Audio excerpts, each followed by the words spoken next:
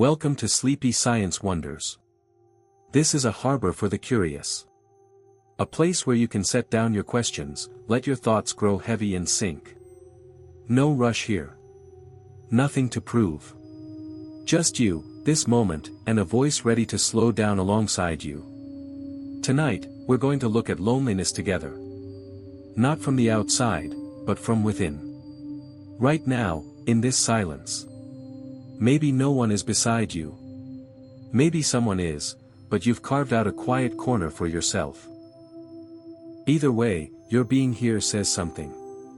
Maybe you know loneliness. Maybe you have an old score to settle with it. Maybe you're simply curious, what is this feeling, where does it come from, why does it feel so familiar? Take a deep breath. Feel your lungs fill. Then let it go, slowly. With that breath, you can release a little of the day's weight. Before we begin talking about loneliness, I want you to notice something. Right now, you're listening to this voice. And for this voice to reach you, sound waves traveled through the air. They struck the membrane of your ear. They moved along nerves. And your brain transformed those vibrations into meaning. All of this happened in a fraction of a second. The body, always ready for connection. Always open to listening. But loneliness begins right here, doesn't it? Sometimes even in the most crowded room, those waves feel like they can't reach anywhere. To understand loneliness, we first need to define it. And science stands in an interesting place when it tries. Loneliness is not being alone. Let that distinction settle inside you for a moment. You can be alone and feel completely at peace. You can be surrounded by people and experience the deepest form of loneliness. Scientists have been studying this distinction for decades. And where they've arrived is surprising. Loneliness is not a condition. It's a signal. Just like hunger. Just like thirst. The body is trying to tell you something. You need connection, it says. But how it delivers that message, that's where the real wonder begins. Feel your body right now. Notice the weight of your arms. The firmness or softness of the surface behind you. The points where the soles of your feet meet the floor or the bed. These contact points are the simplest connections your body makes with the world. And research shows that the feeling of loneliness changes how even these points feel. People experiencing chronic loneliness can become more easily unsettled by physical touch. They develop a different response to contact. The body enters protection mode. Think about that. A feeling can change how the body responds to touch itself.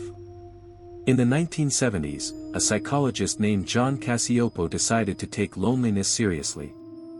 At the time, many researchers saw loneliness as a feeling, important, perhaps, but difficult to measure, its biological correlates unclear. Cacioppo thought differently.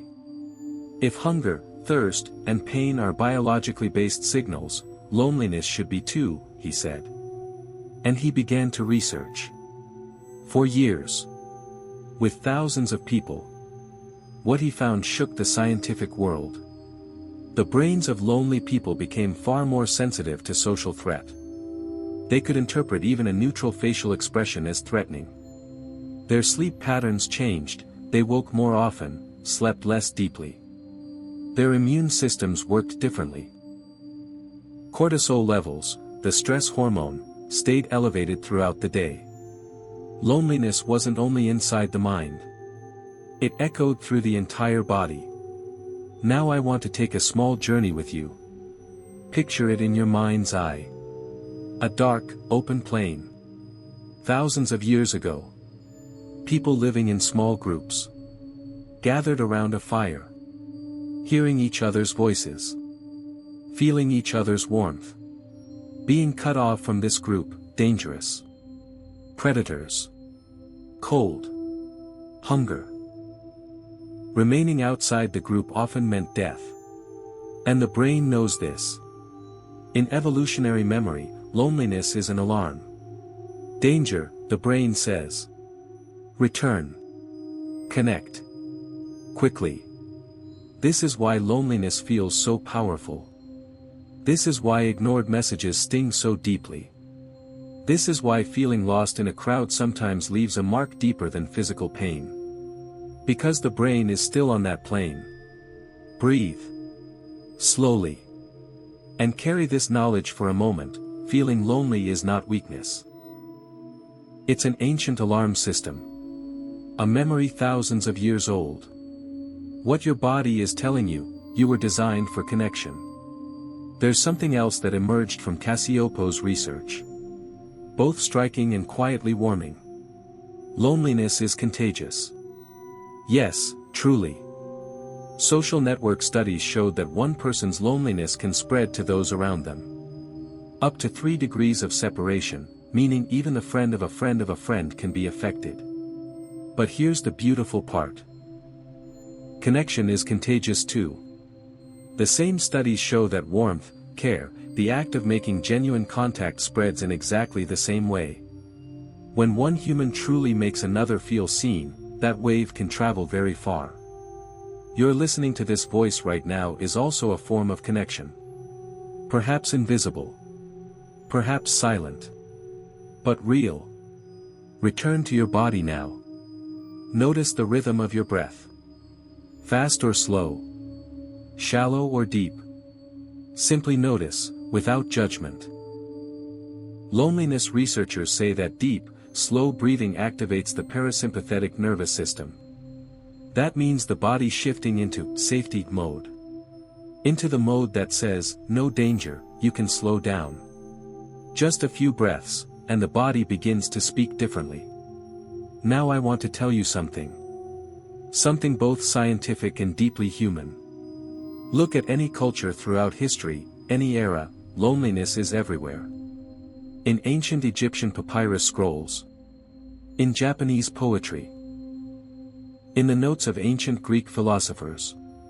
In medieval monastery journals. Loneliness is not a problem created by modern life. It lives in the very nature of being human. Perhaps that's why this feeling is so universal. Whenever we feel unseen, whenever we feel misunderstood, whenever our body is in a room but our soul is searching for another door somewhere. We are all the people on that plane. We are all searching for the fire. Tonight.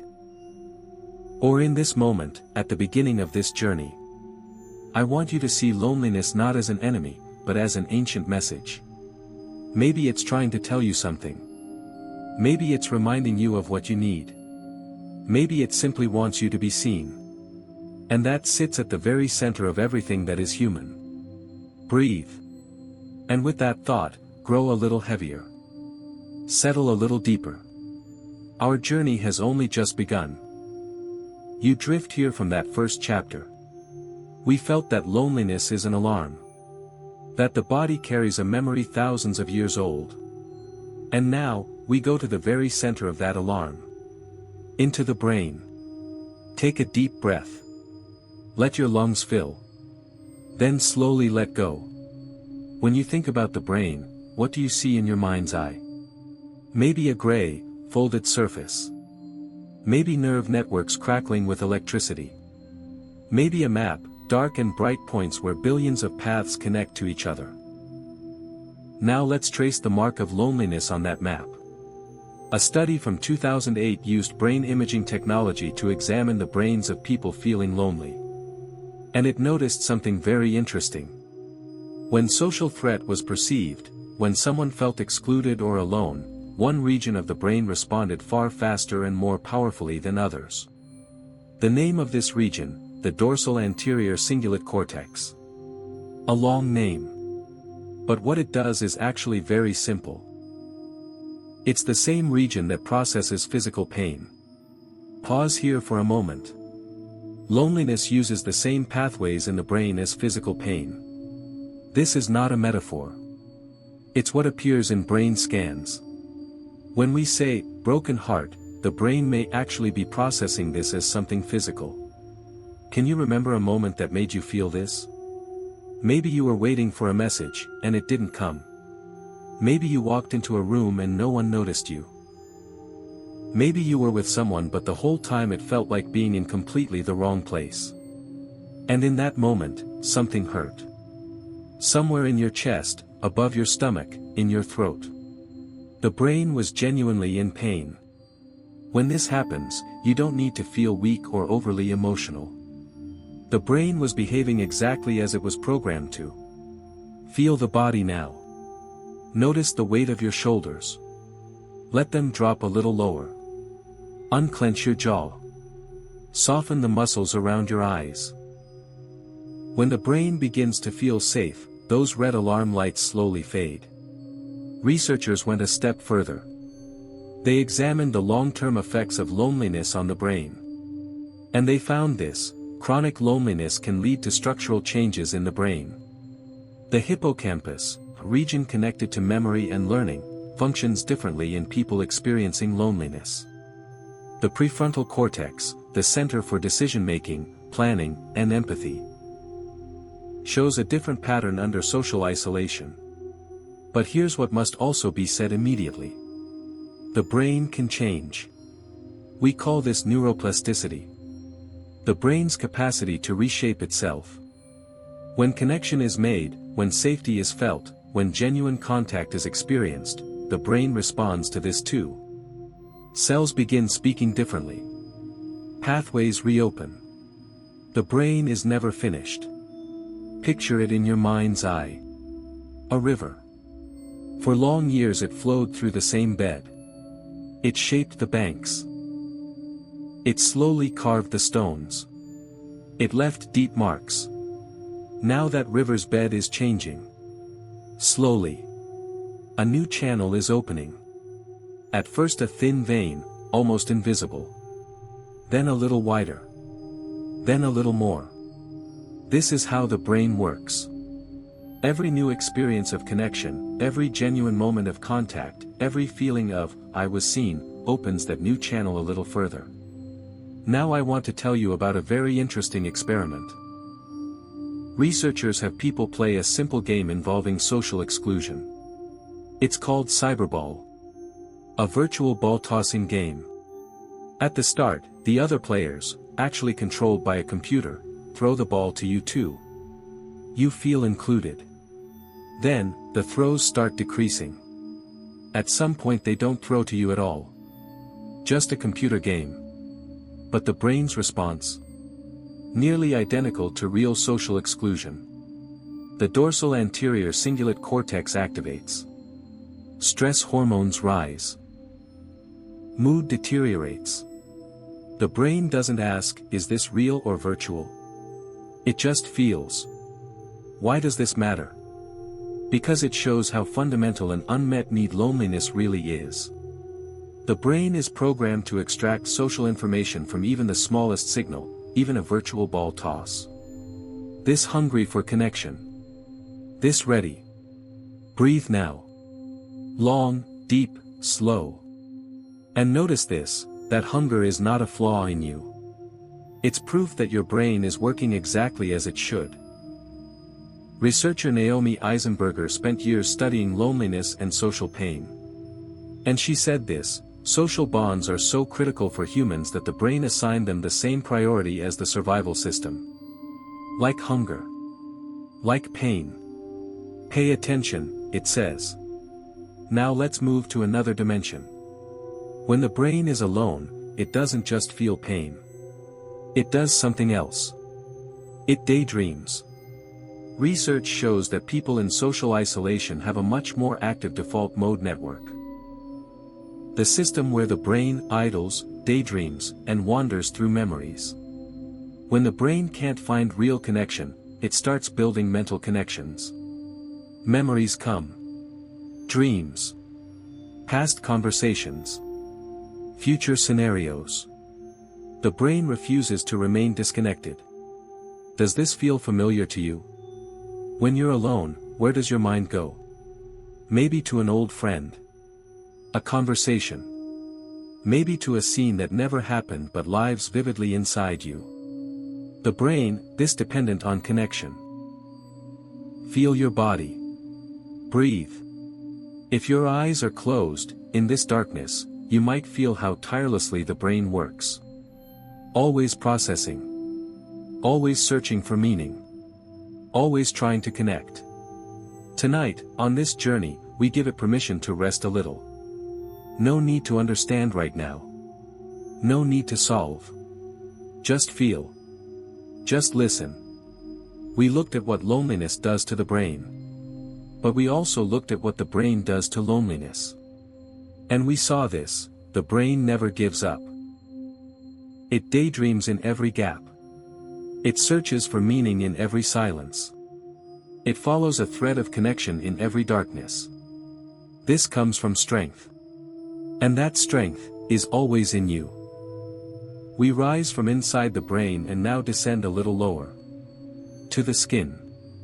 That thin, warm, breathing surface. Take a deep breath. Let your lungs expand. Then release, slowly. Can you feel your skin right now? The touch of air on its surface. The places where your clothes make contact. Maybe a slight warmth in one place, a gentle coolness somewhere else. Skin is not just an outer layer. It is our largest sensory organ. About 1.8 square meters on average. Roughly 4 kilograms. And inside it, millions of nerve endings. Each one there to read the world. What does touch have to do with loneliness? Everything.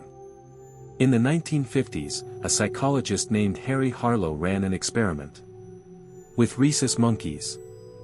At the time, many psychologists and child development experts believed this: infants bond with caregivers because they are the source of nourishment.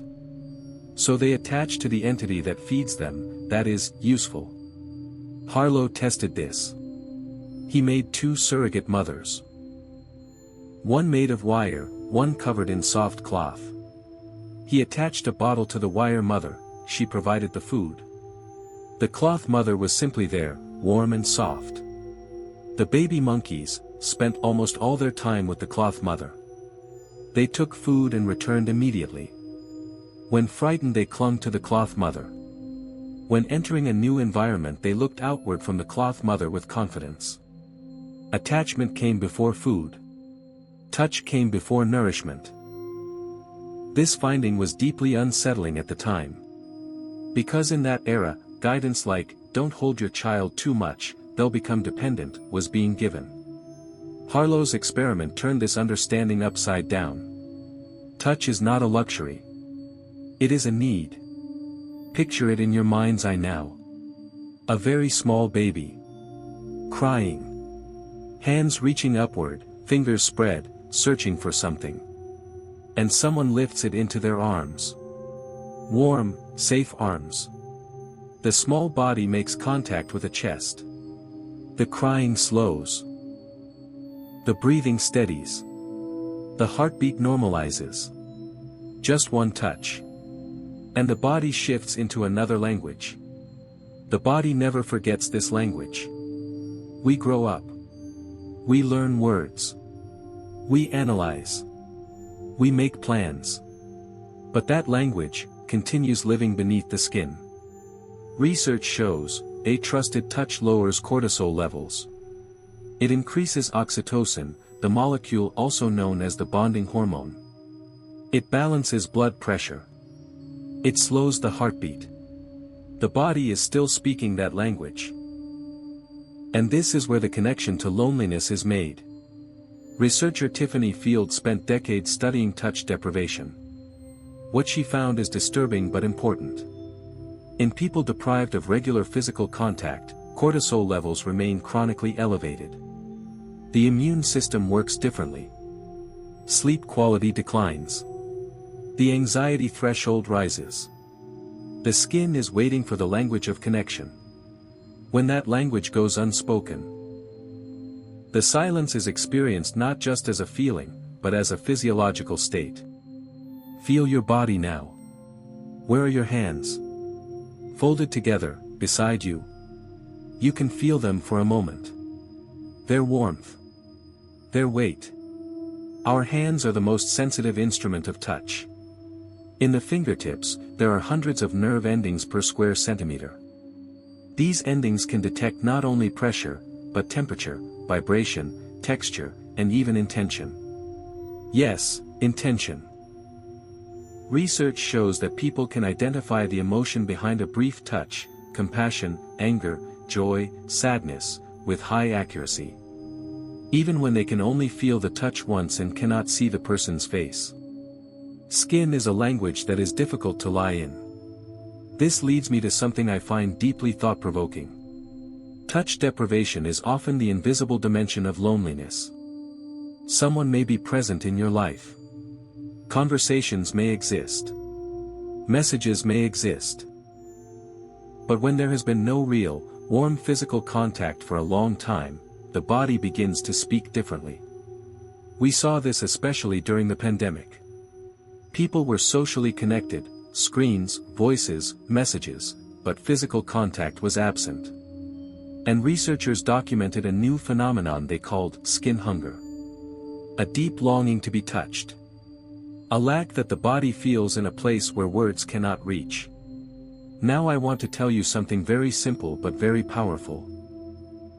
Your own touch counts too. This might sound strange. But research shows that self-touch, clasping hands together, touching the face, gently massaging the shoulders, can activate oxytocin. The body doesn't fully distinguish the source. There is warmth. There is pressure. There is a safety signal. And that can be enough. Let's try it now. Place one hand on your chest. Over your heart. Gently. You might feel your pulse. Your breath lifting and lowering your chest. The warmth. The heat from your palm meeting the surface of your chest. Stay like that for a moment. This is something the body is saying to itself. Without words. Without analysis. Simply, I'm here. I'm with you. From an evolutionary perspective. Humans are rather fragile creatures when it comes to climate. No thick fur. No sharp teeth. No claws. But very capable hands. And very sensitive skin. This combination points to something, a species designed to live in interdependence. Touch is the most fundamental language of that design. Loneliness is the body's response when that language is lost, or never learned. Breathe. Deep. And tonight, on this journey, you can see every contact point in your body, where the surface touches you, the warmth the air carries, the heat of your own hands, as a point of connection. You carry a body designed for connection. That body is always here. Always listening. Always feeling. We drift here slowly from the memory of skin. And now we touch something more abstract but just as real. Time. Take a deep breath. Slowly. Let your lungs expand. Then release. Have you ever noticed how time flows when you're alone? Sometimes an hour feels like 3. Sometimes a minute stretches into an hour. You stare at the ceiling. Silence surrounds you. And time stretches and lengthens in a strange way. This is not just a feeling. The brain genuinely measures time differently. Time perception is one of the brain's most fascinating illusions. Hours, minutes, seconds, these are real on the outside. But inside the brain, time doesn't flow like a steady river. Researchers demonstrated this through dozens of experiments. In exciting, engaged, social moments, time accelerates. The brain is processing incoming information so intensely that, it doesn't have the chance to answer the question, how much time has passed. But in loneliness and boredom, the brain is waiting for new information from the outside. Waiting. Waiting. And that waiting stretches time. Loneliness makes time heavier. Right now, listening to this voice, can you feel time? Not the ticking of a clock. Something deeper. The expansiveness inside this moment. Sometimes slowing down allows a different relationship with time. When there's no hurry, time shifts from being a pressure into becoming a space.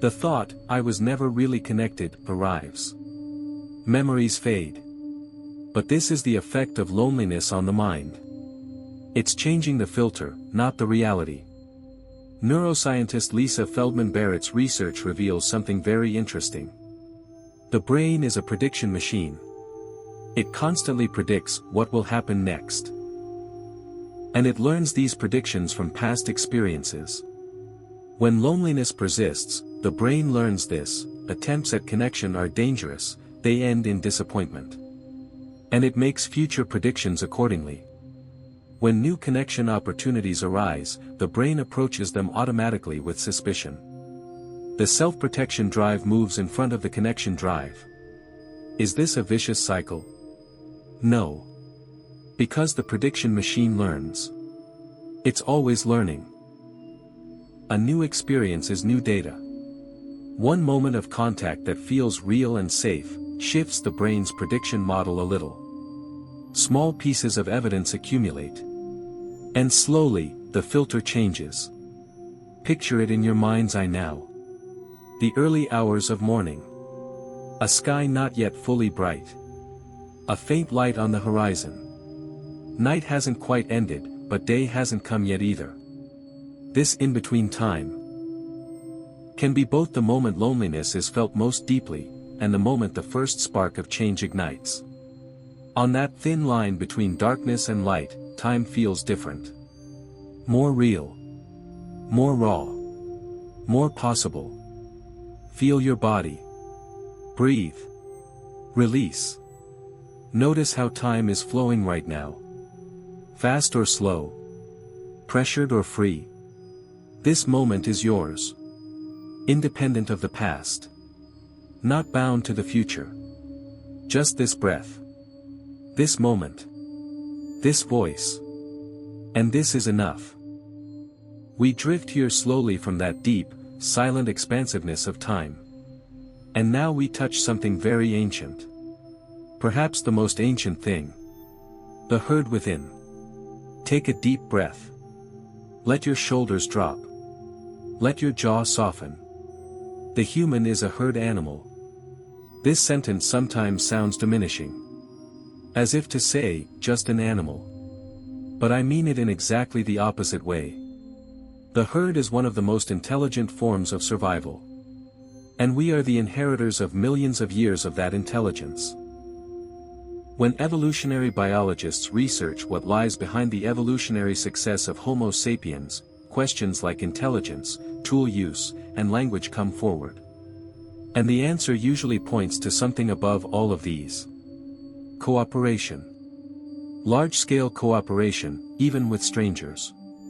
We are among the rare species capable of trusting people we've never met, gathering around shared stories, and transmitting emotional states to one another. This capacity also carries the seed of loneliness. Because the deeper our capacity to connect, the more deeply we can feel disconnection. Picture it in your mind's eye. A very ancient night. 100,000 years ago. An open plain. A small fire. 10, maybe 15 people sitting around it. Some talking. Some eating. A child sleeping in someone's lap. This scene touches something in your brain. Because this scene is the environment your brain was built for. The brain was optimized for this scene. For this warmth. For these sounds. For this closeness. And no matter how far from this scene you are right now, the brain is still searching for it. There is something called collective emotion. That feeling when you sit in the stands at a sporting match. When you hear the same music at the same moment as thousands of people at a concert. When you shed tears alongside people you've never met at a memorial. This is not just experiencing the same thing at the same time. Research shows that in these moments the brain's system of mirror neurons activates. And this system processes others' experiences as if they were our own. When you see someone else's pain, your pain centers are also gently activated. When someone laughs, your facial muscles prepare to smile too. This is the deepest biological trace of living as a herd. Mirror neurons were discovered by accident in the 1990s. Italian researchers were examining the motor neurons in monkeys' brains. When a monkey picked up a peanut, certain neurons activated. Then they noticed something. When one of the researchers also picked up a peanut, the same neurons in the monkey activated again. The monkey hadn't moved. It had only watched. And the brain had responded as if it had moved itself. This discovery placed empathy in a very different light. Empathy is not just trying to understand. It is genuinely feeling at the level of the brain. When you see someone's fear, your brain's fear systems respond gently too. When you encounter someone's joy, your reward system is also gently activated. We are beings who have passed through each other. Biologically. And here loneliness takes on a very deep meaning.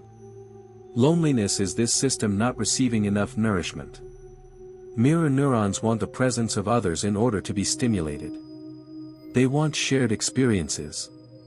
Laughter, glances, common reactions. When these are absent, this system falls silent. And that silence is experienced as a feeling. Feel your body now.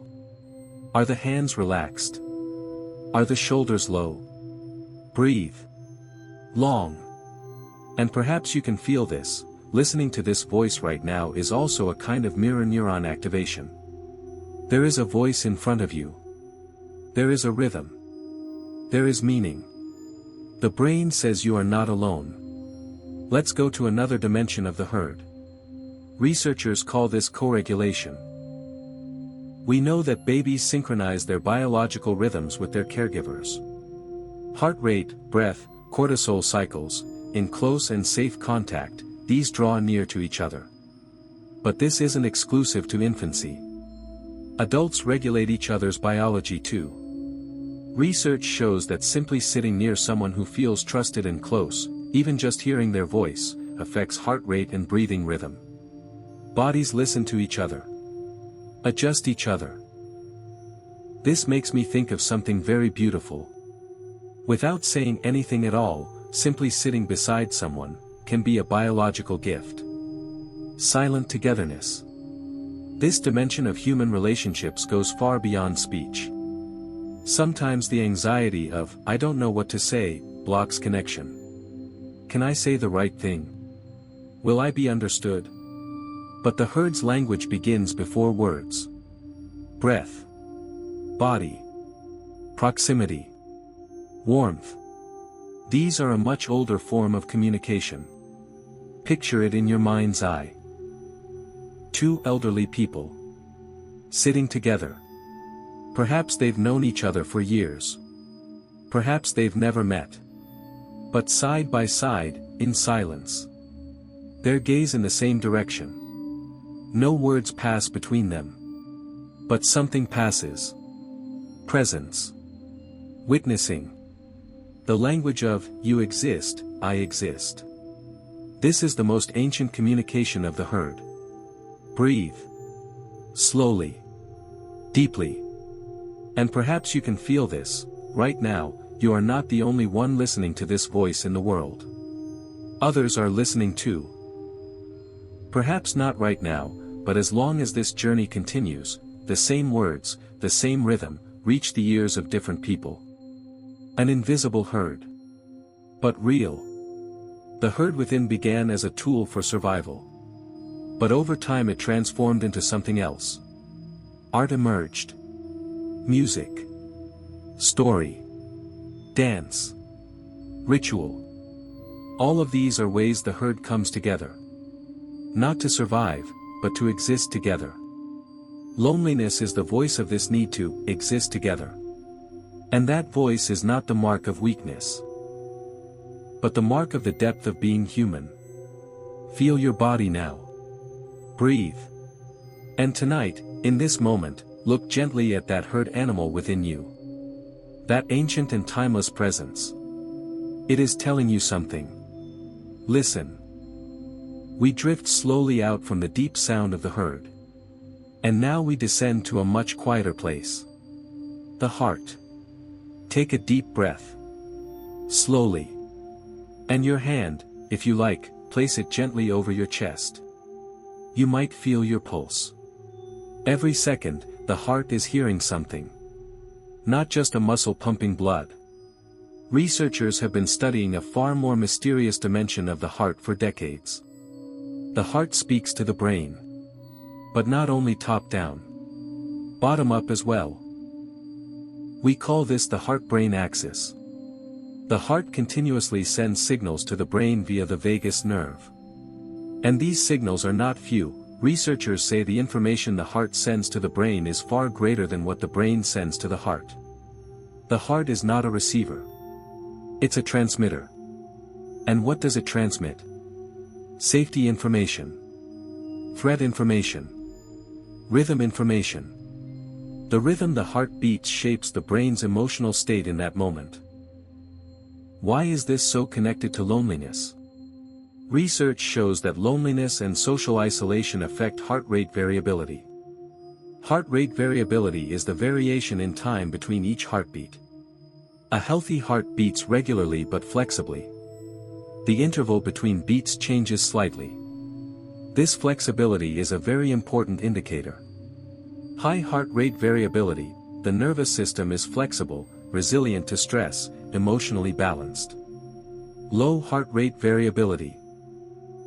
The nervous system is rigid, sensitive to stress, the brain more on edge.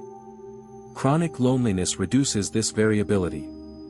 The heart feels loneliness too. Picture it in your mind's eye. A river. When it flows freely and healthy, it bends gently. It winds around stones. Sometimes it quickens, sometimes it slows. This flexibility is what makes the river alive. But if the river's bed narrows, fills with stones, becomes blocked, the flow straightens. It becomes monotonous. Flexibility is lost. Heart rhythm is like this too. And loneliness is one of the things that can narrow that riverbed.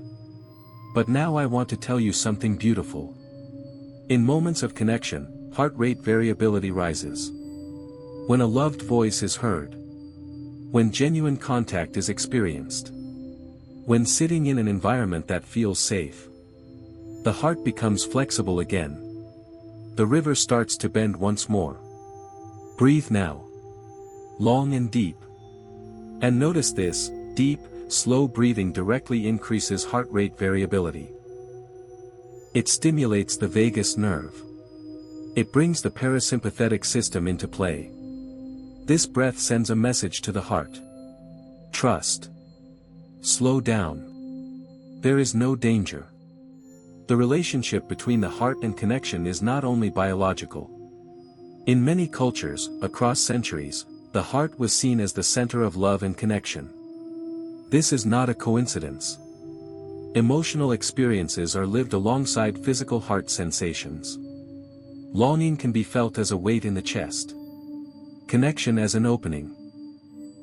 Love as a warmth. Language had been saying this for centuries.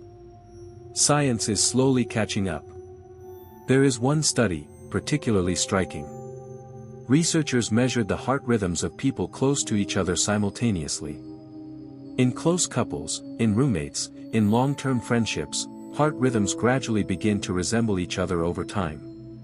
Not fully synchronized. But a noticeable harmony exists.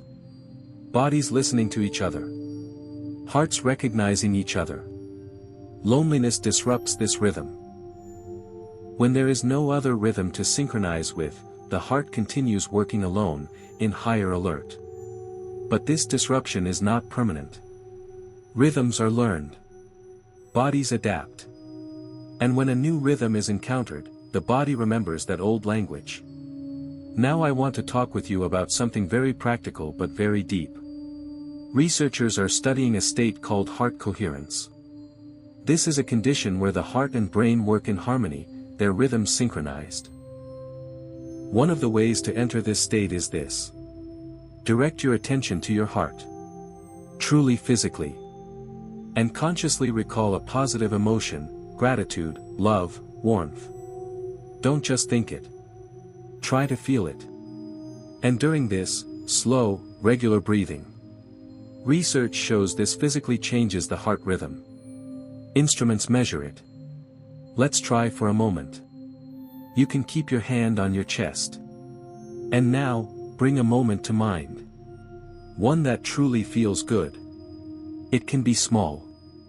It doesn't need to be grand. A warm drink. Someone's voice.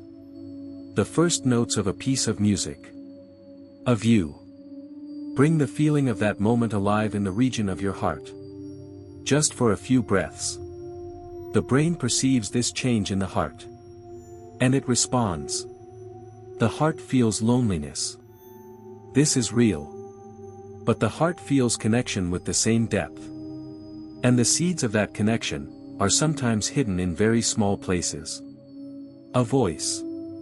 A breath. A hand. A moment. The heart records all of these. It forgets none of them. Breathe. And leave this night, this moment, in the records of your heart. One day, in an unexpected moment, that record will return. And something inside will grow warm. We drift slowly out from the deep sound of the herd. And now we descend to a much quieter place. The heart. Take a deep breath. Slowly. And your hand, if you like, place it gently over your chest. You might feel your pulse. Every second, the heart is hearing something. Not just a muscle pumping blood. Researchers have been studying a far more mysterious dimension of the heart for decades. The heart speaks to the brain. But not only top down. Bottom up as well. We call this the heart-brain axis. The heart continuously sends signals to the brain via the vagus nerve. And these signals are not few. Researchers say the information the heart sends to the brain is far greater than what the brain sends to the heart. The heart is not a receiver. It's a transmitter. And what does it transmit? Safety information. Threat information. Rhythm information. The rhythm the heart beats shapes the brain's emotional state in that moment. Why is this so connected to loneliness? Research shows that loneliness and social isolation affect heart rate variability. Heart rate variability is the variation in time between each heartbeat. A healthy heart beats regularly but flexibly. The interval between beats changes slightly. This flexibility is a very important indicator. High heart rate variability, the nervous system is flexible, resilient to stress, emotionally balanced. Low heart rate variability. The nervous system is rigid, sensitive to stress, the brain more on edge. Chronic loneliness reduces this variability. The heart feels loneliness too. Picture it in your mind's eye. A river. When it flows freely and healthy, it bends gently. It winds around stones. Sometimes it quickens, sometimes it slows. This flexibility is what makes the river alive. But if the river's bed narrows, fills with stones, becomes blocked, the flow straightens. It becomes monotonous. Flexibility is lost. Heart rhythm is like this too. And loneliness is one of the things that can narrow that riverbed. But now I want to tell you something beautiful. In moments of connection, heart rate variability rises. When a loved voice is heard.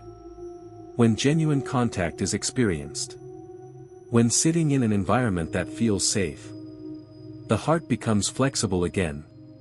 The river starts to bend once more. Breathe now. Long and deep. And notice this, deep, slow breathing directly increases heart rate variability. It stimulates the vagus nerve. It brings the parasympathetic system into play. This breath sends a message to the heart. Trust. Slow down. There is no danger. The relationship between the heart and connection is not only biological. In many cultures, across centuries, the heart was seen as the center of love and connection. This is not a coincidence. Emotional experiences are lived alongside physical heart sensations. Longing can be felt as a weight in the chest. Connection as an opening. Love as a warmth. Language had been saying this for centuries. Science is slowly catching up. There is one study, particularly striking. Researchers measured the heart rhythms of people close to each other simultaneously. In close couples, in roommates, in long-term friendships, heart rhythms gradually begin to resemble each other over time. Not fully synchronized. But a noticeable harmony exists. Bodies listening to each other. Hearts recognizing each other. Loneliness disrupts this rhythm. When there is no other rhythm to synchronize with, the heart continues working alone, in higher alert. But this disruption is not permanent. Rhythms are learned. Bodies adapt. And when a new rhythm is encountered, the body remembers that old language. Now I want to talk with you about something very practical but very deep. Researchers are studying a state called heart coherence. This is a condition where the heart and brain work in harmony, their rhythms synchronized. One of the ways to enter this state is this. Direct your attention to your heart. Truly physically. And consciously recall a positive emotion, gratitude, love, warmth. Don't just think it. Try to feel it. And during this, slow, regular breathing. Research shows this physically changes the heart rhythm. Instruments measure it. Let's try for a moment. You can keep your hand on your chest. And now, bring a moment to mind. One that truly feels good. It can be small. It doesn't need to be grand. A warm drink. Someone's voice. The first notes of a piece of music. A view. Bring the feeling of that moment alive in the region of your heart. Just for a few breaths. The brain perceives this change in the heart. And it responds. The heart feels loneliness. This is real. But the heart feels connection with the same depth. And the seeds of that connection are sometimes hidden in very small places.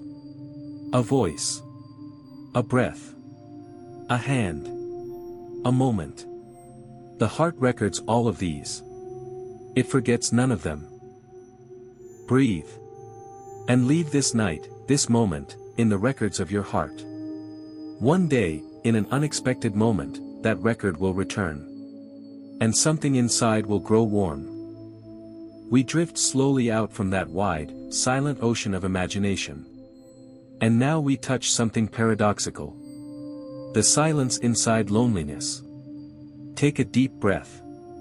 Slowly. And this silence, right now, listen to it. Silence can be frightening. Especially inside loneliness. When silence fills the room, the brain is left alone with its own voice. And that voice is not always kind. But silence is also something else. Something rarely noticed. Silence is not absence. Hold this sentence inside you for a moment. Physics tells us, true silence is nearly impossible. Something is always vibrating. Atoms are moving. Light is undulating. Cells are working. What we mean when we say, silence, is a state where what we hear has diminished. A moment where the volume of external stimuli to be processed has dropped. And this moment is something very special for the brain. Researchers studied the effect of true silence on the brain. A study published in 2013 found that silence triggered new neuron growth in the hippocampus of mice. Silence leads to the growth of brain cells. Not noise. Silence. The brain renews itself in silence. All day it is occupied with information arriving from the outside world.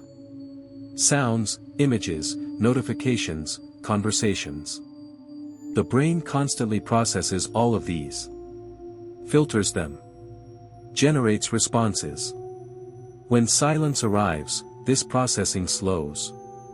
And the brain organizes what it has accumulated. Places things in deeper storage. Builds patterns of meaning. Silence is the quiet partner of learning and growth. But why does the silence inside loneliness feel so different? Because the brain can mark silence as a threat. Remember, evolutionarily, silence can sometimes be the herald of danger. If bird sounds suddenly stop in a forest, something is there. When inside loneliness, the brain's external alarm system is open. Silence can sometimes cause that system to shift into attention mode. Thoughts accelerate. Anxieties rise. The heart quickens slightly. Silence feels dangerous. But this response is learned. And everything learned can be relearned. Picture it in your mind's eye. A dark forest. Moonlight filtering through the trees. No wind. Leaves not stirring. Complete silence. When you first see this scene, what do you feel? Perhaps unease. Perhaps peace. Perhaps both at once. Silence takes on a different color depending on what is inside you. Because silence is not colorless. We give it color. Silence researcher Gordon Hempton documents the silent places of the world. Places purified of human-made sounds. And he says this: silence is not the absence of sound. It is the presence of natural sound. Wind. Water. Birds. Leaves. When these exist, the brain feels safe. Because these are signals indicating the absence of threat. Right now, while listening to this voice, are there other sounds around you? Something coming from a distance. One of the sounds of the house. The sound of your own breath. These sounds are not threats. They say the world is still here. You are still here. And this truth can calm the body. Our relationship with silence mirrors our relationship with loneliness. If we are fleeing silence, we may be fleeing loneliness too. When we learn to sit with silence, we form a different relationship with loneliness too. Not something to avoid. A space with something inside it. In Buddhist tradition there is the concept of dukkha, usually translated as suffering. But its deeper meaning is dissatisfaction or a sense of emptiness. And in this tradition, silence is the instrument for facing that emptiness. Not fleeing. Sitting. Meditation practice is exactly this. Sitting with silence. And everything that passes through, simply watching. Researchers show that a regular meditation practice reduces the feeling of loneliness. But how? Sitting with silence doesn't make loneliness disappear. Social connection doesn't form automatically. But what changes is this. The response to silence changes. The alarm system slows. Silence that was labeled dangerous is gradually relabeled as safe. And with this shift, the feeling of loneliness transforms too. From an unbearable emptiness, into a space where one can rest inside. Feel your body now. Breathe. Slowly. And this silence, simply hold it for a few seconds. No need to do anything inside it. No need to fill it. No need to flee. Just be here. Silence has a color. Sometimes gray, flat, empty. Sometimes dark navy, deep and wide. Sometimes transparent, where everything passing through it can be seen. You give it the color.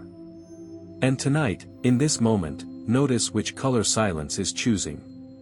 Perhaps different from every other time. Perhaps unexpectedly soft. Silence does not judge. It does not wait. It does not demand.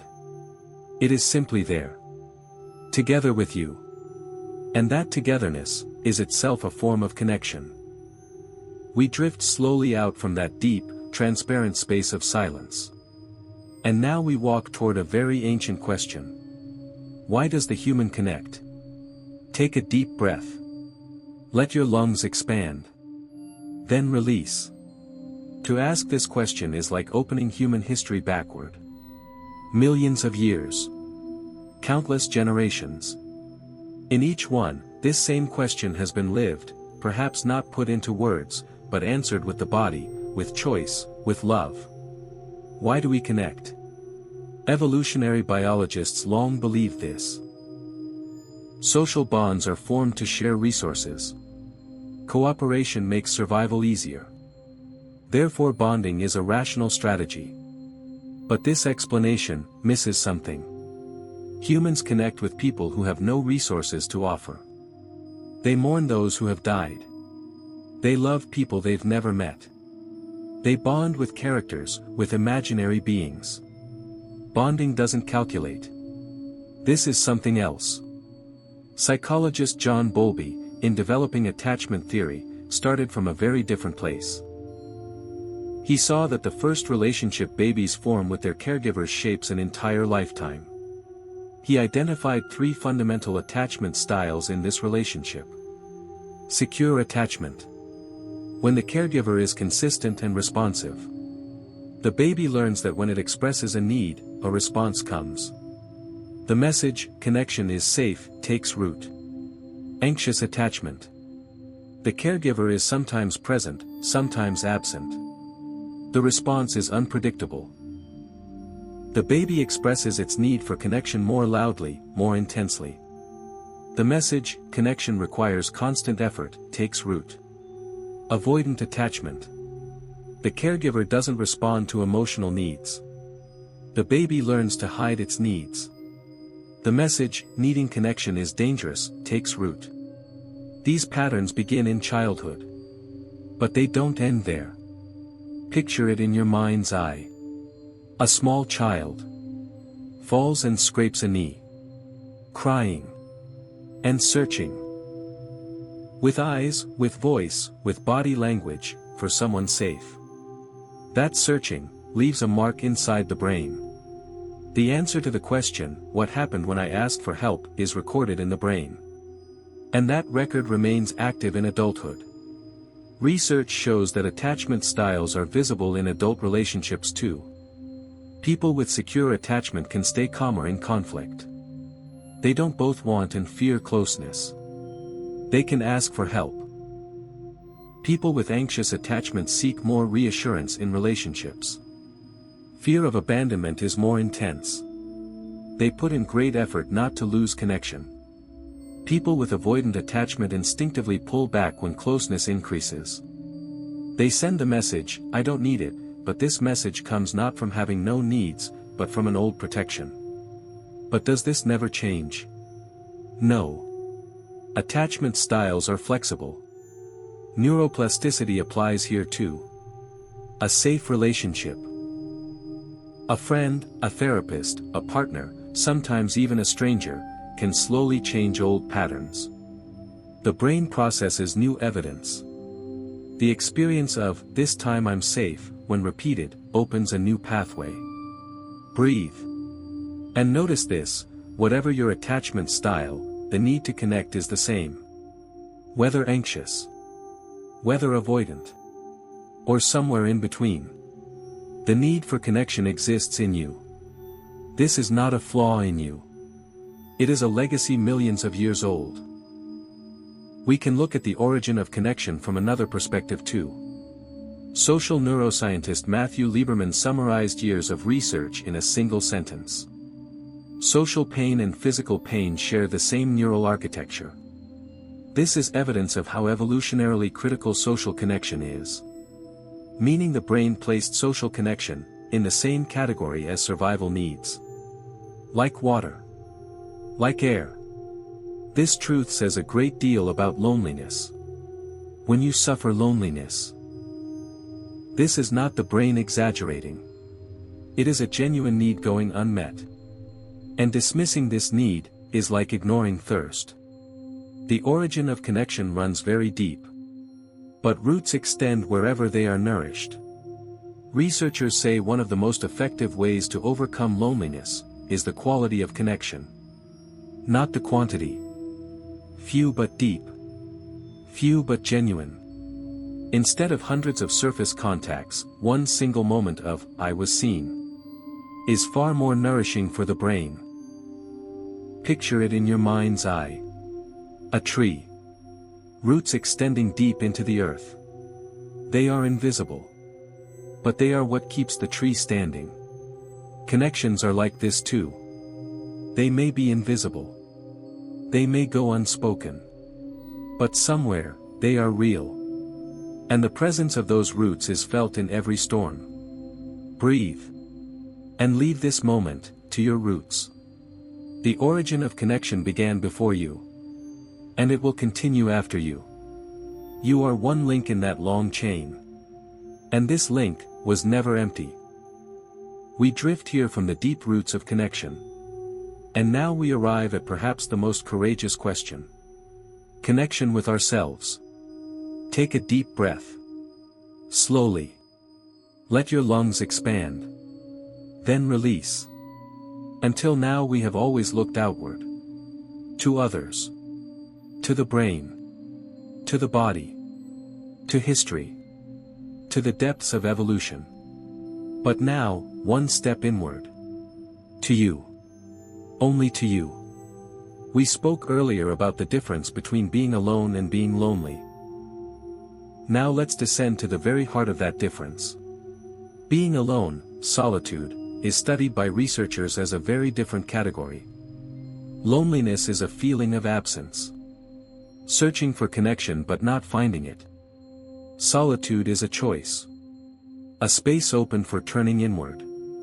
And this space is one of the most valuable things humanity has discovered across the ages. In ancient Greece they said, "Know thyself."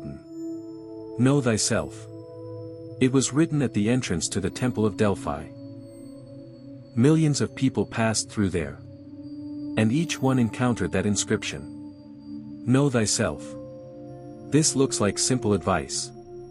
But what a deep journey is hidden inside it. Picture it in your mind's eye. A mirror. Large, silent, silver. You are standing before it. And looking. But this mirror doesn't only reflect your face. It reflects your interior too. Your fears. Your desires. Your repeating patterns. Your secret joys. Your unspoken words.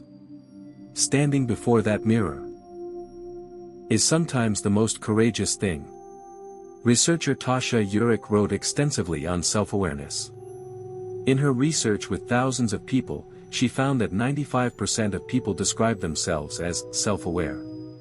The actual percentage of those with high self-awareness?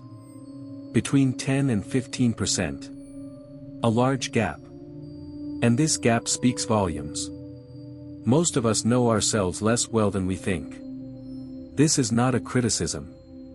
It is an observation.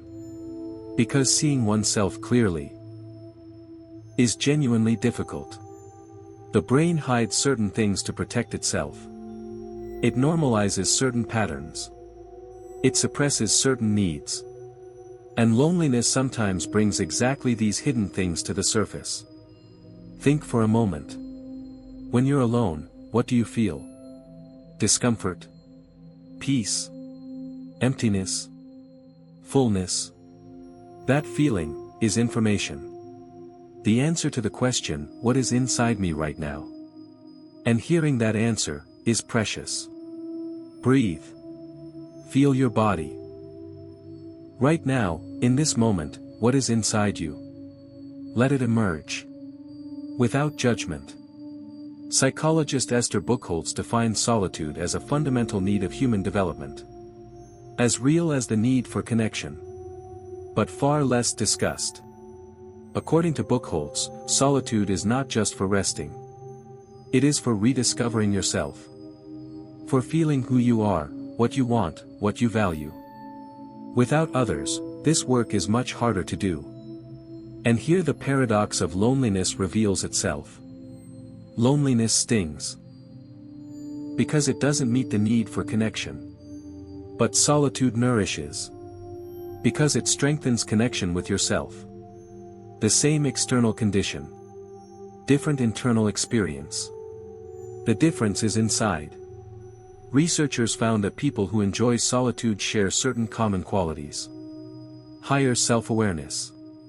A stronger sense of identity. And paradoxically, a greater capacity for deep social connection. Because someone who knows themselves can also see others more clearly. Someone honest with themselves can be more genuine with others too. Fear of being alone often comes from this. In that silence, there are things we cannot escape. Regrets. Question marks. Emotions left unanswered. And the brain, rather than facing these, prefers to flee.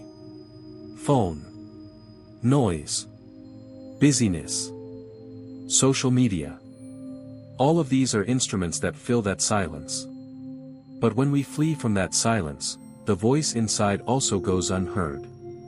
And that voice, sometimes says the most important things. Picture it in your mind's eye now. A well. Deep, dark, silent. When you look from above, you cannot see the bottom. But deep inside, there is clean and cold water. Solitude is like this well. Looking is frightening. But what is inside, is valuable. I want to ask you something. No need to answer. Just carry it inside.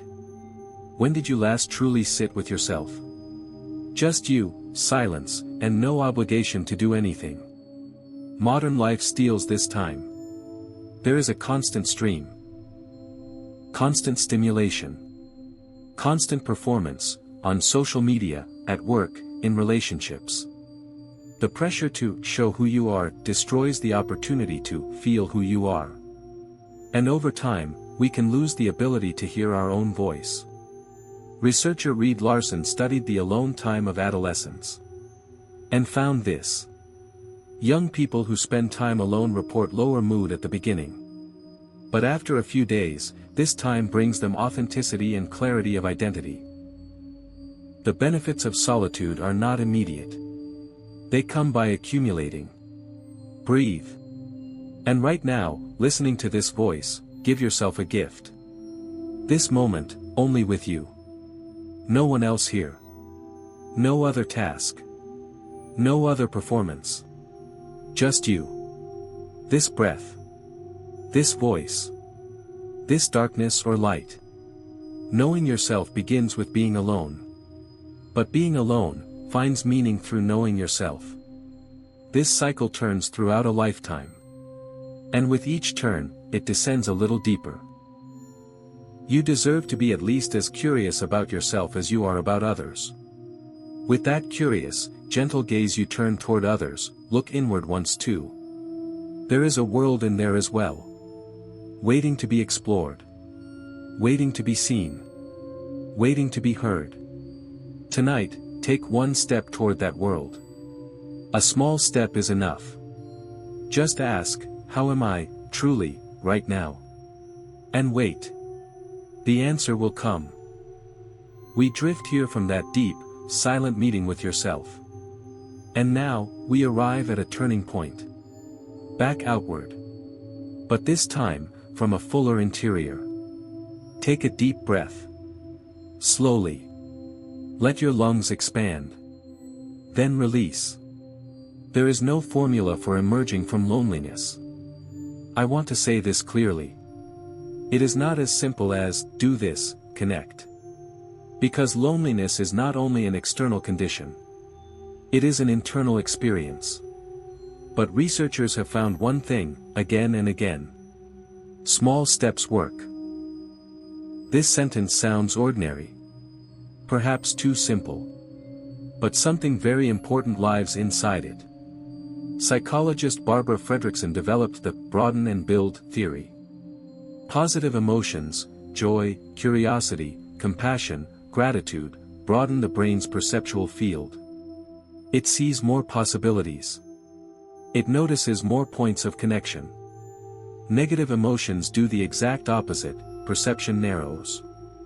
Threat focus increases. Options appear to diminish. Loneliness often narrows perception. And within this narrowing, opportunities for connection can become invisible. So how does perception broaden? Through small, positive moments. Looking at a flower. Drinking something warm.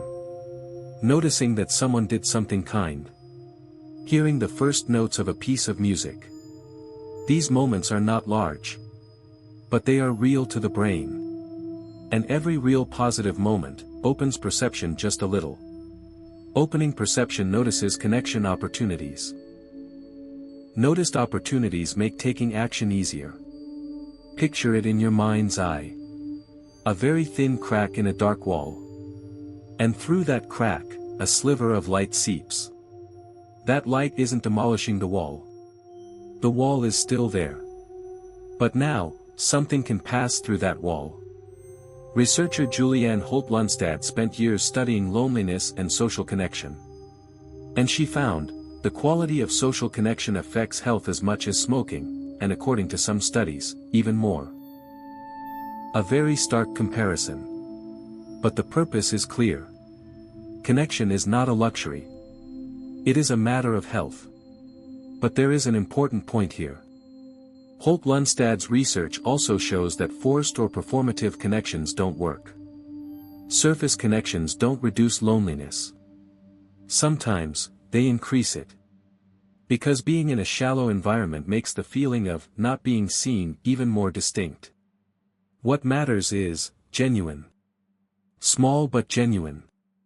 Few but real, rather than crowded but false. The metaphor of the hand reaching for light comes from here. Reaching out a hand can feel exhausting. Especially after being alone for a long time. The brain can say, I reached out before, it didn't work. Or it may pull back with the anxiety, what if I reach out and get rejected? These responses are understandable. They come from old attachment patterns. From old protections. But research shows this. Even the smallest attempt at connection, a message, a smile, a simple, how are you? Activates the brain's social system. Just the attempt alone. Whatever the outcome.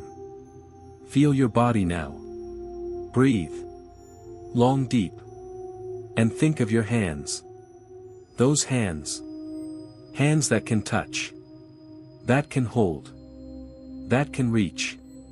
Researchers Nicholas Christakis and James Fowler wrote a very important book on social networks. And they found, happiness is contagious. Healthy behaviors are contagious. Connection is contagious. One person's well-being spreads to those around them. Wave by wave. And that wave can travel very far. So you are not only for yourself. There is something that will spread from you. A warmth. A genuine moment of contact. A gaze that says, I see you. And that wave reaches places you will never see. The hand reaching for light is not only asking for help. Sometimes it is reaching out too. Sometimes saying, I am here. Sometimes simply lifting your eyes and truly seeing another person. Picture it in your mind's eye. A web. Woven from thin, almost invisible threads. Wide and complex. Some points bright, some faint. And you are one node in that web. There are threads connected to you. Whether you are aware of them or not. And those threads carry something. Breathe. And tonight, feel yourself as part of that web. Invisible. But real. Small. But connected. Emerging from loneliness is rarely one great leap. Small steps.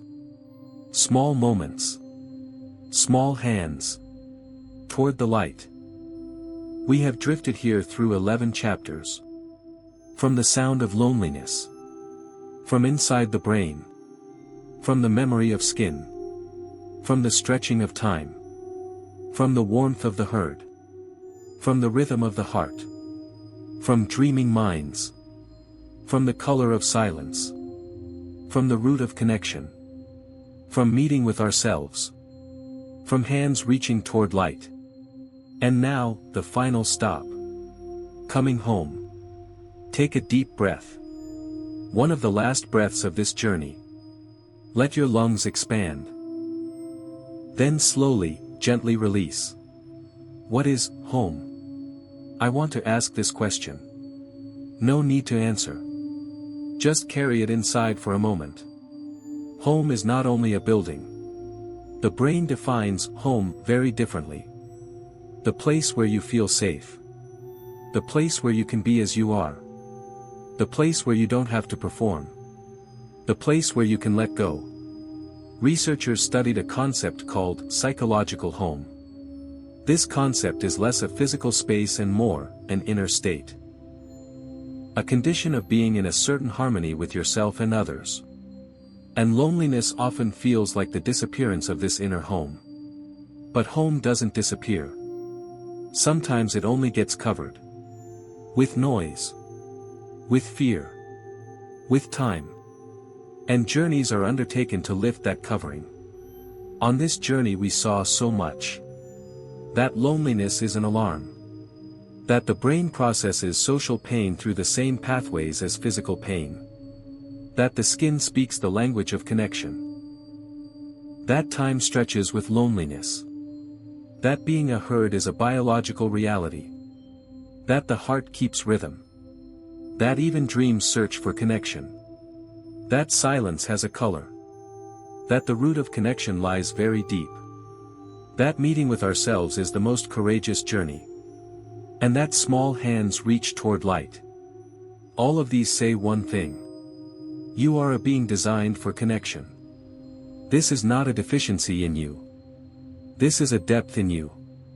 Picture it in your mind's eye. Someone returning from a long journey. Tired. But carrying something. Something in their eyes, both exhaustion and a kind of richness. That person opens the door. Inside is familiar. Warm. Silent. And that silence feels different this time. Not empty. Full. Home is always waiting for you. No matter how far you venture out. No matter how lost you become. No matter how far you wander. Home is there. Researcher Brené Brown spent decades studying the experiences of connection and disconnection that people live through. And the most consistent thing she found was this. People who feel genuine connection shared one common quality. They were willing to show themselves as they are. They didn't feel they had to be perfect. They didn't perform to be liked. They simply were there. As themselves. And this genuineness is the greatest home. Being as you are. With all your complexity. With all your beauty. With all your questions. Breathe. Long deep. Slow. And feel your body right now. Its weight. Its warmth. The rhythm of its breath. This body is your home. Throughout this journey, loneliness can be seen not as an enemy, but as an ancient and wise guide. Pay attention, it says. You need something. And hearing that need is the first step toward meeting it. At the end of this long journey tonight, I want to ask one thing of you. Be gentle with yourself. Not only tonight, but begin tonight. When loneliness makes itself felt, don't see it as weakness. See it as a signal. Ask, what do I need right now? When you spend time with yourself, don't see it as a loss. See it as an investment. Ask, what am I discovering about myself? When you make a connection, be genuine. Small but genuine. Researchers say this, people tend to overestimate how much social connection they need to feel truly happy. They wait for grand and magnificent connections. But the brain responds far more deeply to small, genuine moments. A glance. A smile. An, I hear you. These can be enough. These feel like coming home. Picture it in your mind's eye. One final time. An open sky. Stars. A vast, silent darkness. And in that darkness, every star, another light. Each one, millions of kilometers away. Each one, alone. And yet together in the sky. And that togetherness is beautiful. You are the same. Sometimes distant. Sometimes in the dark. sometimes hard to find. But you are there. And being there is enough. Feel your body now. One final time on this journey. Breathe. Deep. Long, slow. Let your shoulders drop. Let your face soften. Let your hands rest easy. Being on this journey with you has been a privilege. We explored the science of loneliness. But we discovered something deeper too. The fragile and powerful truth of being human. The deep hunger for connection. And that this hunger is not a deficiency in you, but a depth. Now let yourself go. Tonight, into this silence. This darkness. This bed or chair or wherever you are. Let the body grow heavy. Let the mind slow.